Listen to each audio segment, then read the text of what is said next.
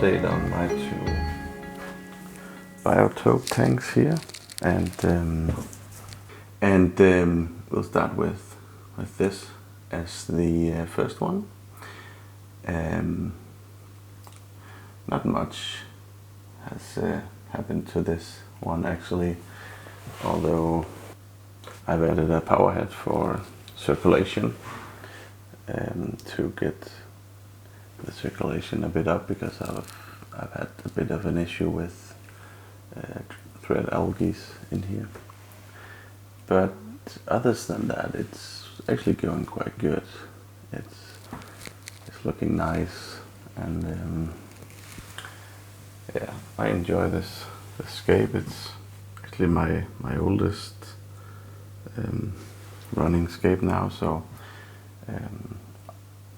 tomorrow I'll be adding some no man's lamp eyes to this.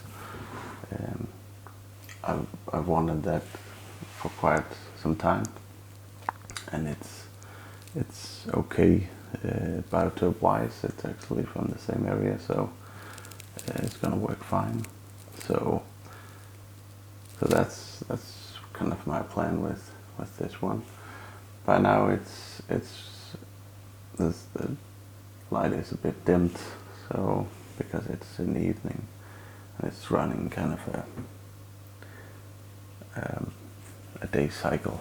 So, and these cichlids, they from time to time they lay eggs, but yeah, still no luck with the fries. Quite soon they'll be featured in the Practical Fish Keeping magazine, and I'm really excited for that actually, so keep an eye out for that in the future. Then we'll be moving over to this tank, and that is running quite good as well. I've had kind of a disastrous run with this tank, but at the moment it's doing good. It actually started out as kind of a real Congo biotope, but it's been a disastrous run to actually be honest. It started out with the African butterfly fish, and I bought 3. They are kind of expensive, and 2 of them killed each other, and the last one jumped out in a way, in a weird way, to be honest, because this tank's got a lid on, and it's only open in these small, this small area here, where the pumps are going out, and in this side, and then it's got this lid. So if it's been a really ninja, it's pop it up and take the jump. Because the really weird thing is that the fish was lying right here on the floor. So either way, it's been taking the ninja way through the pop-up lid, or it took the way through here, falling back here on the back of the tank, and jumping all the way on the floor underneath the tank out here before it died out. I don't know if that's possible, but it took the jump either way. So, and then I had another species for this tank, the ansorgii. It's the toughest name on a fish I've ever had. 𝐀𝐪𝐫𝐢𝐻 microwave something. That's a really shy fish. I've I'm never seeing it. I bought 4 again. It's kind of an expensive fish, and it's just so insanely shy. Sometimes I'm seeing just it for a brief moment about this area, swimming around for just a few seconds, and then it disappears. I'm not seeing it again, and I haven't seen it for like 3 weeks now, I think. So, and I've never seen more than 1 of them at a time, so I don't know, maybe I have 1, maybe I have 4, maybe I have none. Nevertheless, I'm never seeing it, so it's kind of a, yeah, it's kind of a weird fish, to be honest. Then I've had some severe BBA algae issues, and I've bought in some Siamese algae, so just moved to fight that problem, and even though you can see they're doing their job, what really took off this BBA problem was buying a CO2 kit for it. So now it's running CO2, and I'm actually finding out that the CO2 environment is probably a bit hardish for the BBA, so it's not really thriving in here anymore. And then I'm spot treating the leftover BBA with this liquid, easy carbo liquid. That's just in a spot treated on the BBA, and it will disappear in some days. So that's working quite nice, and it's actually doing a quite good job. The fertilizer, the CO2, sorry, on the tank as well. Then I wanted to buy some 𝐂𝐚𝐥 Y cichlids, you know, the transvestitus cichlids, but they turned out to be insanely expensive at the moment, about $30 US converted. So I decided not to buy them, also because I was a bit reluctant if I even wanted to run the scape for the long run, because it's been so troublesome. So I just bought some classic good old fashioned crebensis, and they are really joysome. I like them. They have spawned already. They both came up with eggs and also fry, and that's super cool. And therefore I don't really know if I'm going to change it back to the transvestitus if I got the chance to buy them, because I kind of think I've got some pretty colorful crebensis here. So yeah, I don't know.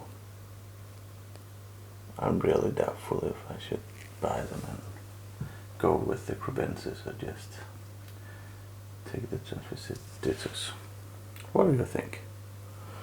And then we still have the only survivor of the startup fish. That's this one, the African banded barb, and they're quite nice. I like them as well. But I did buy kind of an impulse. It was kind of an impulse buy to take the last species, which is the jelly bean tetra, and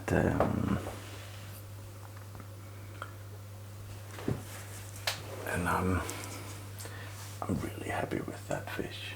It's tricky to caught on camera because it's so fast. but it's also really nice looking, bright colors. The only problem with this little one is that it's not quite Congo, which is the same problem as the Probensis, which is not Congo either. So that was not really a biotope anymore, it's just a natural style looking aquarium.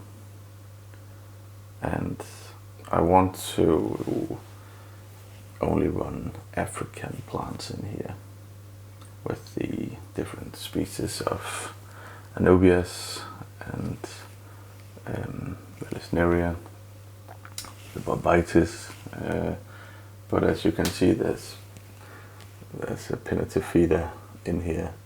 And that's actually only some leftovers I took from my aquascape just to, yeah, and this plant as well, just to have it grow in here to settle, because a lot of those African plants are slow growing, Barbus and Anubias. So in the long run I'll switch these petite out with another bush of Barbus. So yeah, that's probably gonna be good.